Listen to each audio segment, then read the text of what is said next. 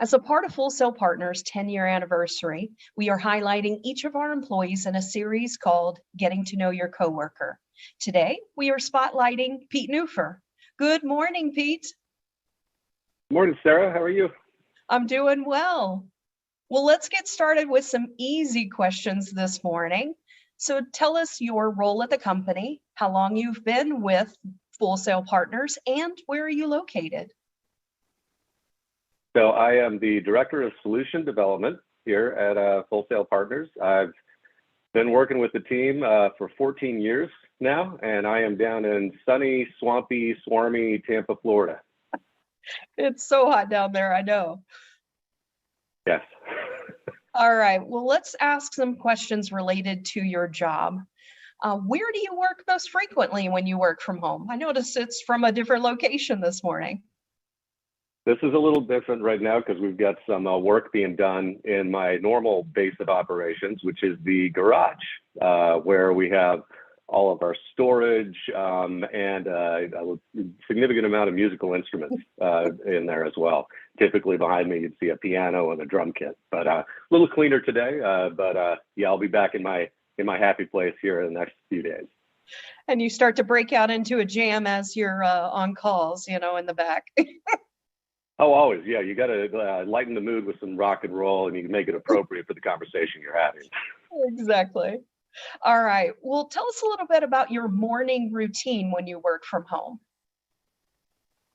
So I've typically tried to get up a little earlier in the day. We have some team members that are overseas, and I like to cross my day over a little bit with them. So I'll get up at about 5:30 in the morning, try and get a workout in when possible.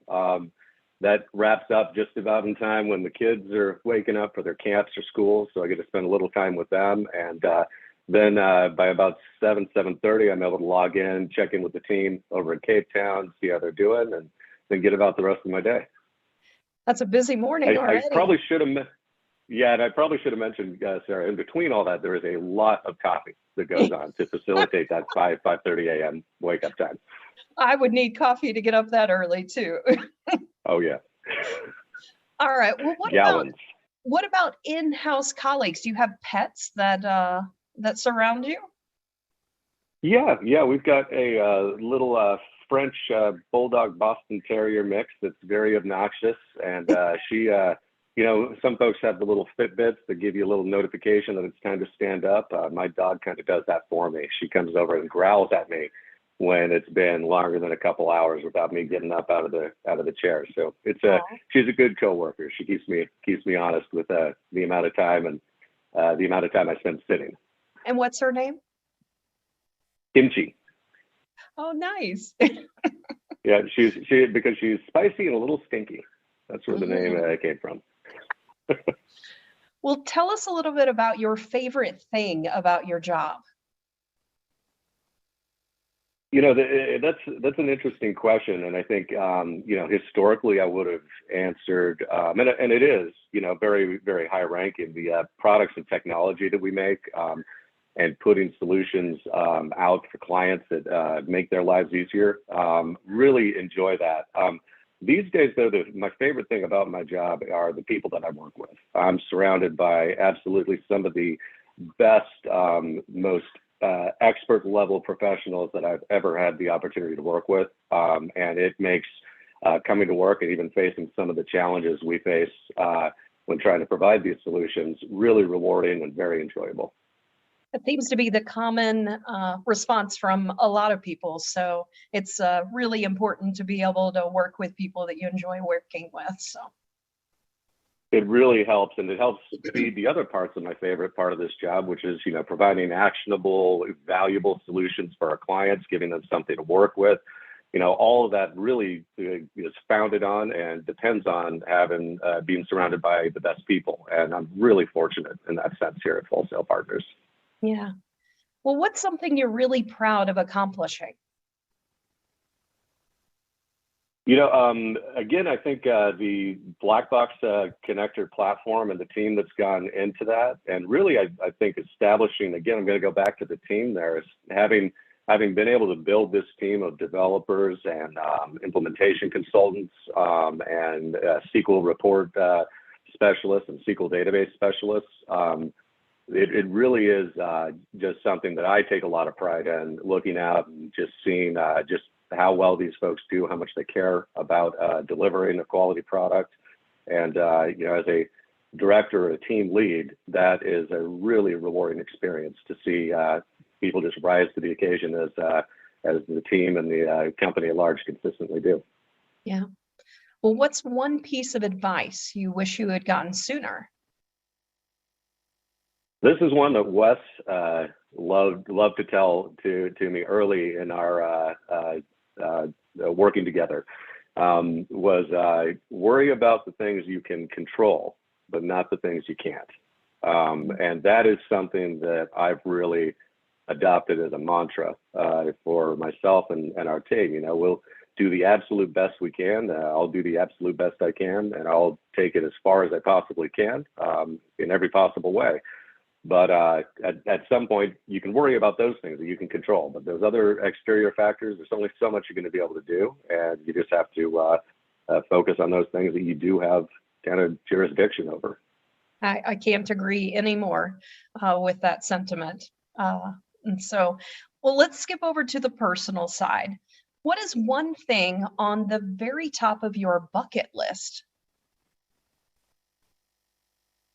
I've always loved traveling. I'm from Utah originally and moved to Florida 22 years ago. And that was on the way to going up to Boston. I thought I was going to be moving there next and then over to London.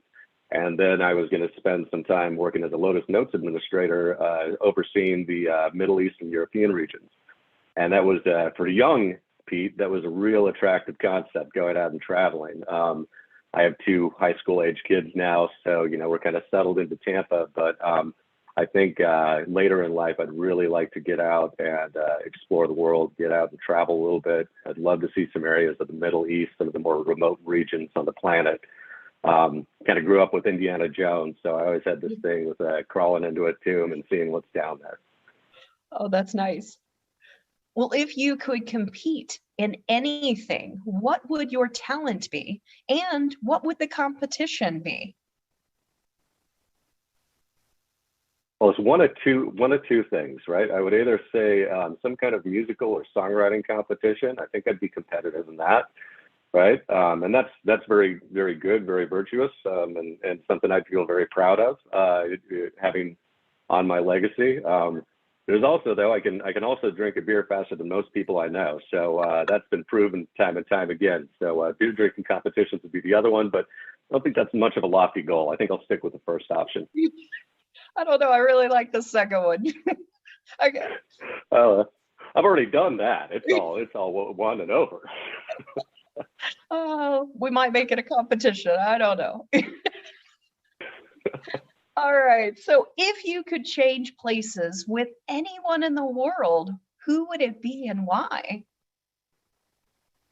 My dog, because she has the most simple existence in the world. She wakes up, she gets rubbed, scratched, and loved on, and then they get taken out for a walk, fed, and then her next agenda item is to take a nap, maybe, or go run around the backyard. So that seems like a real simple, nice existence. Maybe that'll be me in retirement. Who knows?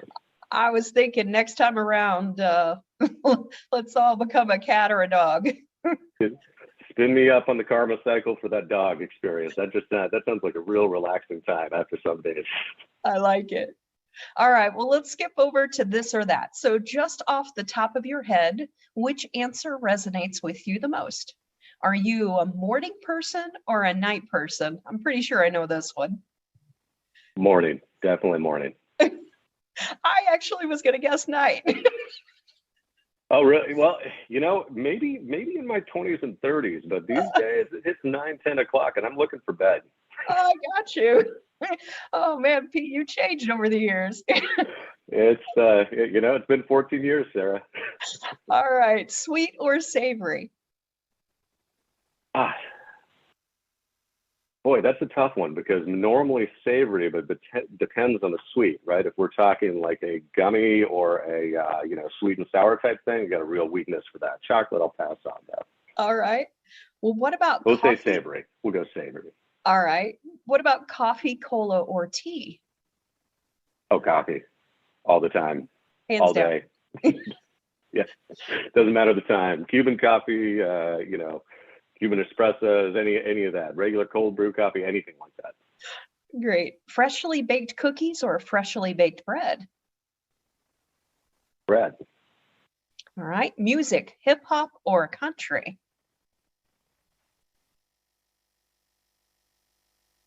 Good country. All right. What about movies, That's a comedy? tough one. That's again, I Right. hate to choose. It's not fair. Movies, comedy or action? Comedy. All right. Road trip or plane trip? Road trip as long as it's not in Texas, Louisiana, or Florida. So those are really difficult states to drive through. They're just so long and flat. Oh. All right. Snow or sand? And All right. I'm interested in this one. Yeah. Ninja or wizard? Oh, wizard. Definitely.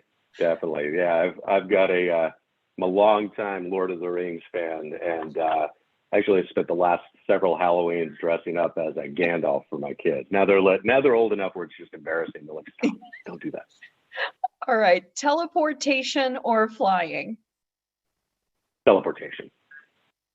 All right. Last question. Scrambled, fried, or poached eggs? Oh, poached. All right. Well, Yep. Pete, this has definitely been a fun interview, and I'm sure your colleagues got to know you much better today. So thank you for joining us. Thanks so much, Sarah.